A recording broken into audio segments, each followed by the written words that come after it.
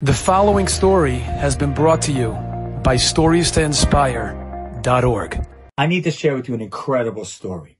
This past Friday night, walking home from shul in Brooklyn, I bumped into a young couple from Sderot. What are they doing here? What's their story? They were in Sderot in their apartment on October 7th. Literally, they described to me how they watched the terrorists on the streets while they were in shelters in their apartment upstairs for hours. Within 2 hours, the husband had to take his gear and go out to join the army. The wife was left home with her 2-year-old, her 4-year-old, and her 8-year-old, her 3 children. Within a day or so, she was homeless, and now she had nowhere to be. After a couple of weeks, someone connected her to a community, a family in our community that has an apartment in Israel. And this woman and her 3 children moved into that apartment while her husband has been at war for the last 2 months. He got one weekend as a break, and they came in to stay with that community family this Shabbat. Walking home from shul, I bumped into them, and they shared with me an incredible story. Here's what the couple told me. Every Shabbat in Sderot is mostly a religious neighborhood. Every Shabbat there's a 6:30 minyan with hundreds of men and children. Every single Shabbat. The terrorists knew about this minyan. So at 6:30 in the morning, the terrorists came to Sderot to come to that shul to wipe them all out. When they came into the shul, they saw the place was empty.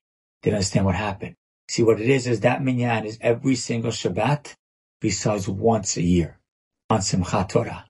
On Simchat Torah, because they want all the young children to be able to come, they start the minyan at 8:30 and they make a humongous minyan with literally thousands of people from the city of Sderot all pray together on Simchat Torah.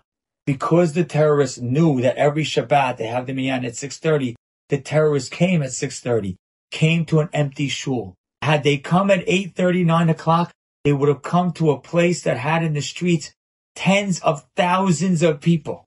So look, in Sderot, it definitely was catastrophic. According to this couple, we lost 37 people from that settlement. But we could have lost thousands more.